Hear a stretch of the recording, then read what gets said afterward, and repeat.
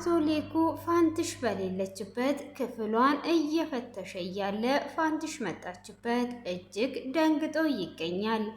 ጩናም ዶክተሩን ማስፈራራቷን ቀጥላለች። እምቢ ካልክ በሚዲያ ላይ እበትነዋለሁ እያለች ትገኛለች።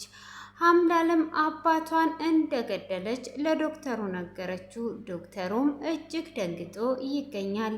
ሰላም ሰላም! ውድ የተወደዳችሁና የተከበራችሁ የማራኪ ቤተሰቦች ሰላማችሁ ባላችሁበት ዓለም ዳርቻ በጥፍ ብዝት ይበልላችሁ እያልኩኝ ቀጣዩን ክፍል ይዤ ቀርብ ያለው እስከ መጨረሻ እንድትከታተሉኝ ስል በአክብሮት ጋበዝኳችሁ።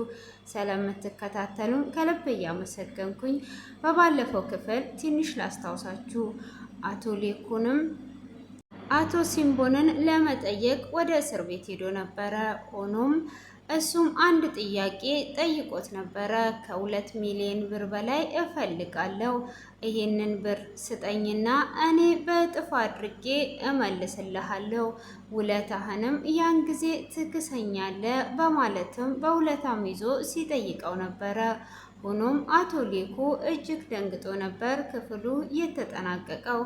ይሄንንም ለምንድን ነው የፈለግከው ምንድን ነው ብሎ ሲጠይቀውም ሁሉንም ነገር አቶ ሲምቦ ሲያብራራለት ነበረ። አንድ ዳይመንድ የደበቀ ሰው አለ። ያንን ዳይመንድ ብዙ ብር ነውና ይሄንን ሰጥቼ ከዚህ መውጣት አለብኝ በማለትም አንድ ያናገርኩት ፖሊስ አለ። ስለዚህ አንተ 2 ሚሊዮኑን ብር ስትሰጠኝ በእጥፍ አድርጌ እመልስልሃለሁ ብሎ ይነግረዋል። አቶ ሌኩንም ግራ በመጋባት ወደ ቤት ይመለሳል። ሆኖም ኤርሚያስም ለኤሚ አበባ ይዞላት ወደ ቤት መጥቷል።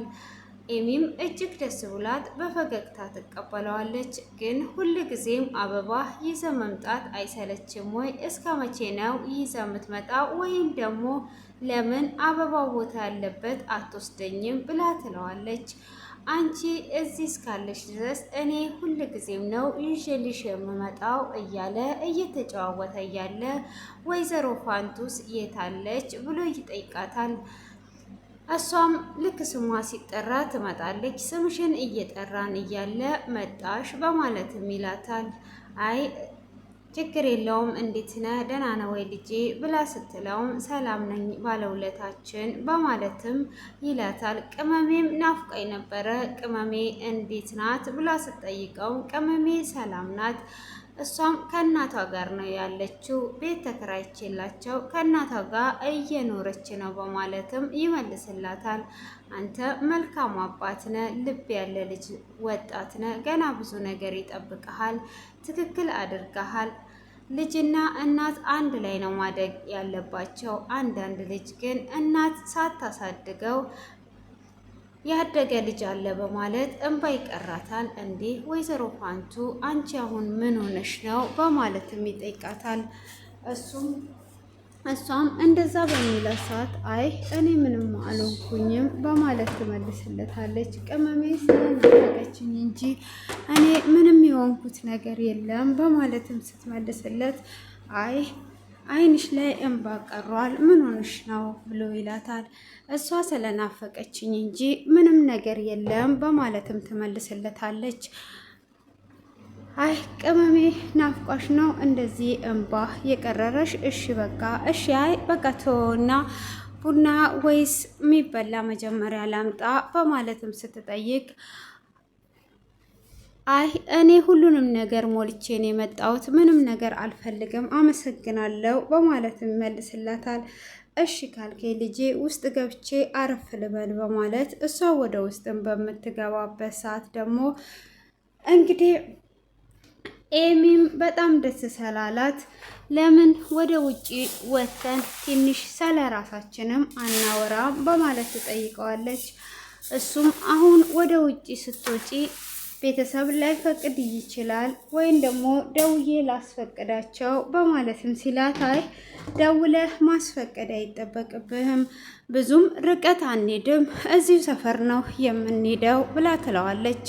በኋላ ደግሞ እንዳይቆጡኝ በማለትም ሲላት አይ በእኔ ይሁንብህ ማንም የሚናገር የለም እንሂድ በማለት ትወስደዋለች።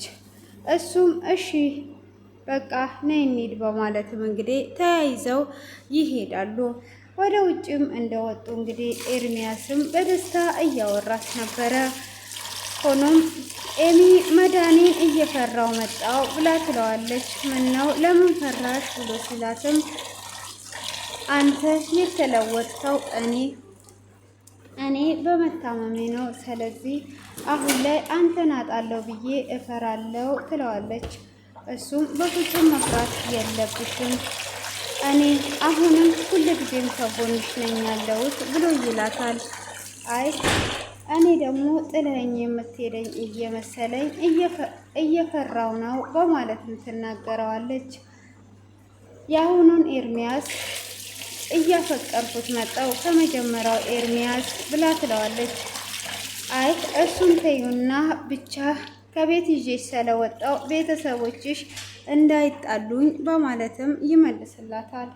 እሷም በዛ አይነት መልኩ ሲመልስላት አይ በፍጹም አይጣሉህም ብቻ እንዳትጠልፈኝ እንጂ ብላ ትለዋለች። አይ የአሁኑ ኤርሚያስ እንኳን እንደዛ አያደርግም የድሮ ኤርሚያስ ነው እንጂ ብሎ ሲላትም አይ እሱን ራሱ ማመንክ ጥሩ ነው በማለትም ትመልስለታለች። አዎ የአሁኑ ኤርሚያስ እንደዛ አያደርግም በማለትም እያወሩና እየተጫወቱም እያለ አሁንም እሷ ውስጧ ላይ ፍራቻ ስላላት አሁን እንደ መጀመሪያው ታፈቅረኛለህ ወይ ብላ ትጠይቀዋለች። እኔ እሱንም ነገር እፈራለሁ በማለትም ስትል እንዲህ ለምን አላፈቅርሽም? ገና ብዙ ልጆች እንወልዳለን፣ አንድ ላይ እንኖራለን በማለትም ሲመልስላት አይ እኔ እንኳን ሳስበው የልጄ እናት አለች በማለትም ትመልስለታለች። እሱም የልጄ እናት እኮ ከዚህም በኋላ እኔና የልጄ እናት ለልጄ እናት ናት እንጂ ሌላ ግንኙነት የለንም፣ ለእሷ ምንም አይነት ስሜት የለኝም በማለት ይመልስላታል። ካዲያ ከማን ጋር ነው ስሜት ያለ? ሌላ ሴት አለች ማለት ነው ወይ ብላ ስትጠይቀውም አዎ ሌላ ሴት አለች በማለትም ይመልስላታል። እንዴ ሌላ ሴት ካለች በቃ እኔም ቁርጤን ልወቅና ልቀመጥ ንገረኝ በማለትም ትለዋለች። አይ ስለሷ ሴት እንኳን አሁን የምነግርሽ ነገር የለም፣ ሌላ ጊዜ እነግርሻለሁ በማለትም ይመልስላታል። ሌላ ጊዜ መቼ ትነግረኛለህ? እኔ ቁርጤን ማወቅ ስለምፈልግ እቺ ሌላ ሴት ማናት ካልነገርከኝ ብላ ትጠይቀዋለች። በፍጹም አልነግርሽም በማለትም ይመልስላታል። እንድጨነቅ ፈልገ ነው እንዴ ብላ እንግዲህ እያጨናነቀችውን በነበረበት ሰዓት አይ እንደዛ ከሆነ አንቺ ነሽ በማለትም ይነግራታል። እሷም እንግዲህ ደስ ብሏት ፈገግ እያለች ወደ ቤት ትመለሳለች። ሆኖም ወደ ቤት በምትመለስ ሰዓት ኑሃሚን ቤት ነበረች። ይህ ፈገግታ ግን ከየት ነው የመጣው ብላ ስትጠይቃትም እሷም እንግዲህ ገምቺ እስቲ ብላ ትላታለች። አንቺ እንደዚህ አይነት ፈገግታ የሚሰማሽ በምን ጊዜ ነው? እስቲ ገምቺ ስትላት ኤርሚያስን ሸኝተሽ ነው የመጣሽው? እኔ ሄድኩ ፈገግታ እኔ ላይ የሚመጣው ናሆምን ሸኝቼው ስመለስ ነው በማለትም ትነግራታለች። ለካ የምናፈቅር ሰዎች አንለያይም፣ ተመሳሳይ ነን ማለት ነው። አዎ ኤርሚያስን ሸኝቼው ነው የተመለስኩት። ሆኖም እንደ መጀመሪያው እንድንመለስ እፈልጋለሁ ብላ ትነግራታለች። ግን ቤተሰቦቼ የሚፈቅዱ ይመስልሻል ወይ በማለትም ስትላትም ቤተሰቦችሽ ላይፈቅዱ ይችላሉ፣ ግን ይፈቅዳሉ። እነሱ የሚፈልጉት ይህንን ያንቺ ፈገግታ ለማግኘትስ አይደል ወይ ብዙ ዋጋ እየተከፈለው ብላ ስትላትም እንደዛ ከሆነ ይህንን ፈገግታዬን አይተው እሺ ይሉኛል ማለት ነው፣ እንደዚህ አበረታችን እንጂ በጣም ማለት ነው በማለት እንግዲህ እሷም እጅግ በጣም ደስ ይላታል። ሆኖም እንግዲህ ዳግምም ለሐምላል ቤት ይገራይላታል። ሐምላልንም እውነት ይሄ የነገርሽኝ ታሪክ የአንቺ ታሪክ ነው ወይ? መደፈር፣ ሴተኛ ዳርነት፣ ይሄ ሁሉ የሰራሽው አንቺ ነሽ ወይ? ይሄ ሁሉ በደልም እውነት አንቺ ላይ አልፏል ብሎ ሲነግራት አዎ ለዛ ነው እኮ ያ ሁሉ ነገር እያደረኳችሁ የሆንኩት። ሆኖም እኔ ኤሚን እንደዛ አስፈራርቼ ካልኩኝ በኋላ እስር ቤት ስገባ ከዛ ከእስር ቤት ሞታ አልመሰለኝም። ሆኖም እንግዲህ እናት እራሷ ኳሱና አስፈታችኝ። እሷም ካስፈታችኝም በኋላ ብርም ሰጥታኝ ከእናንተም እንድርቅ ማስጠንቀቂያ ሰጥታኝ ነበረ። አሁንም አንተ እኔን ማግኘት አልነበረብህም በማለትም ስትለው አይ እኔ እኮ ከመንገድ ላይ አግኝተሽኝ እኮ ነው የጠራሽኝ ብሎ ይላታል።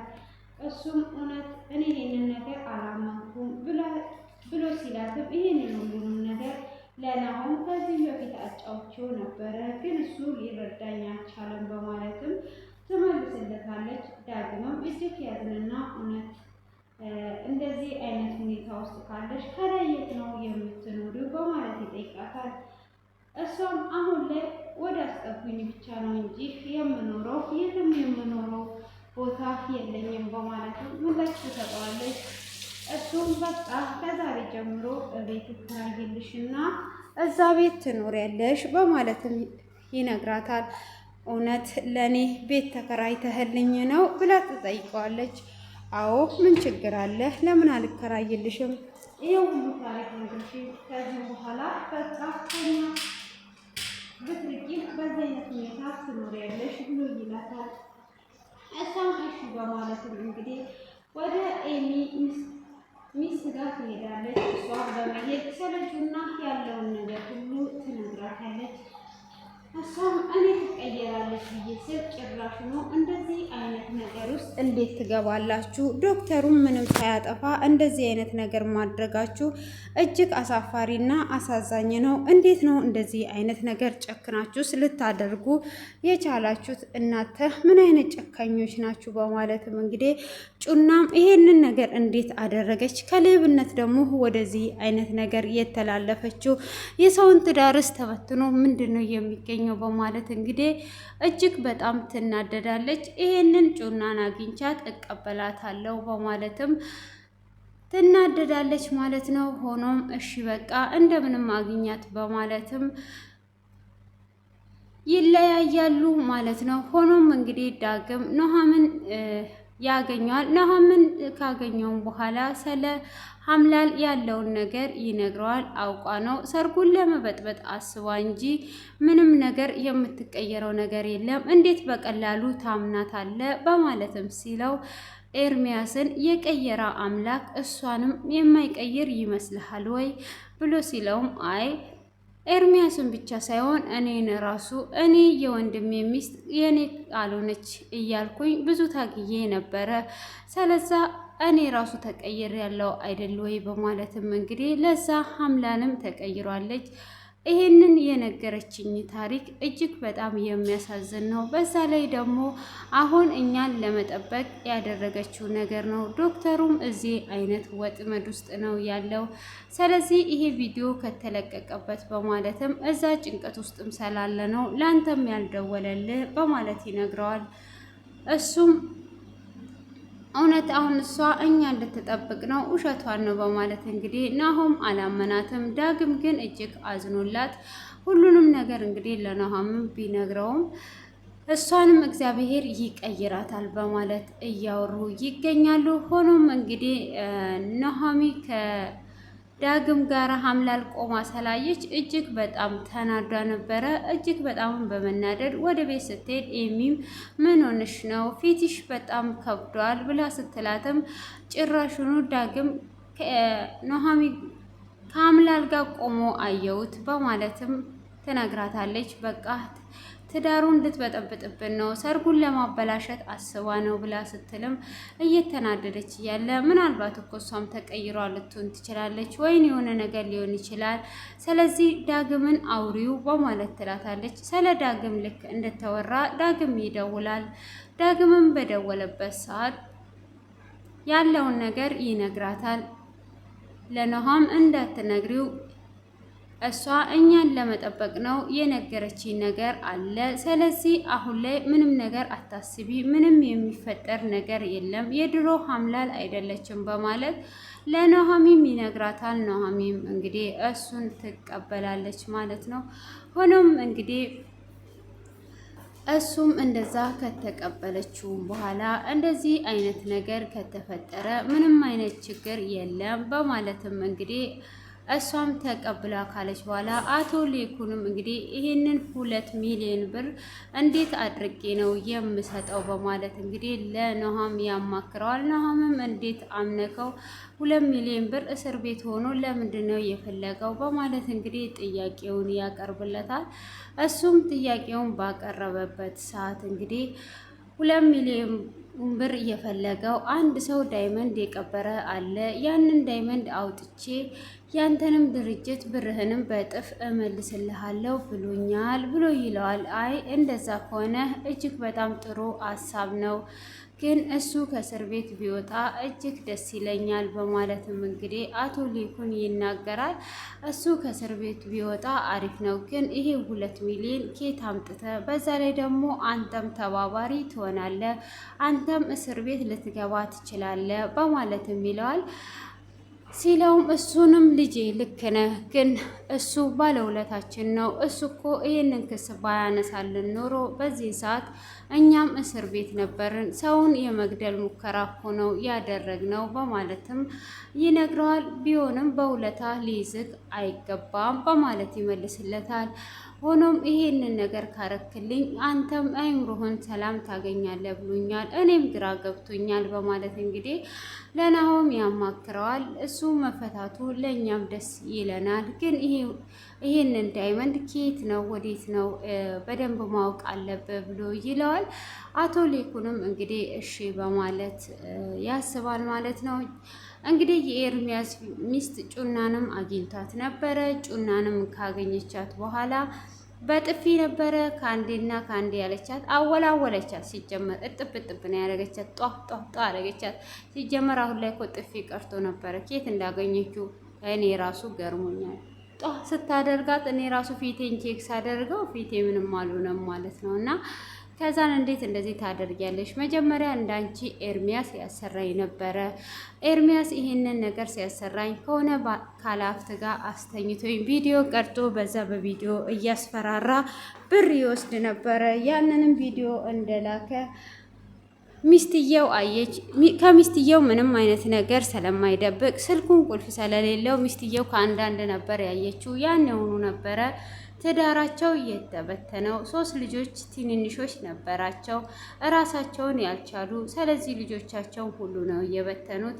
ያኔውኑ ደውሉልኝ እንኳን ደስ አለሽ ነበር ያለኝ። ስለዚህ በኋላ የሚጸጽትሽን ነገር አታድርጊ፣ ቪዲዮን ስጪ ብላ ትላለች። ጩናም እንግዲህ አሁን ላይ ያዙኝ ልቀቁኝ፣ አካኪ ዘራፍ አካኪ ዘራፍ እያለች ነበረ ማለት ነው። ከዛን እንግዲህ በጥፊ ወላወለቻት። ሆኖም ቪዲዮን አልሰጠቻትም። እወድሽ ነበር፣ አከብርሽ ነበር፣ ከዛሬ ጀምሮ አላከብርሽም፣ እኔ ለገንዘብ ራሴንም ክዳለሁ ብላለች። ጩና እንግዲህ አሁንም ተጣልተው ተለያይተዋል። እነሱ እንግዲህ ተለያይተዋል። ቪዲዮንም እንግዲህ ለዶክተሩም እየደወለች እያስፈራራች ነው። ዶክተሩን ከፈለግሽ ልቀቂው ብሏታል ማለት ነው። ለጓደኛሽ የማታስቢ ከሆነ እያላት ነው። አምላልም እንግዲህ ወደ ዶክተሩ ሄዳ ያለውን ነገር አሳስረኝም እያለችው ነው። እሷ እንግዲህ አሁን ላይ ስለተጸጸተች አሳስረኝ ያለችው ነው። እሱም እንግዲህ ሊያሳስራት ፈቃደኛ አይደለም፣ ትቷታል። ለጓደኛሽ የማታስቢ ከሆነ ልቀቂ ብሏታል። አምላልም እንግዲህ መታከምም እፈልጋለሁ ብላ ትላለች። ግን ቤተሰብ የለሽም ወይ በማለት ጥያቄውን ሲያቀርብ አባቷን አናቱን ስንቅጥ እንዳረገችው ትነግረዋለች። ከዛም በኋላ እናቴን እንዳይገልብኝ ብዬ ነበር የገደልኩት በማለት ምላሽ ስትሰጠው ማለት ነው። ማለት ብሎ ድንብርብር ብሏል። እኔንም ትገጨኛለች ይቺ ሴትዮ ብሎ ነው መሰለኝ።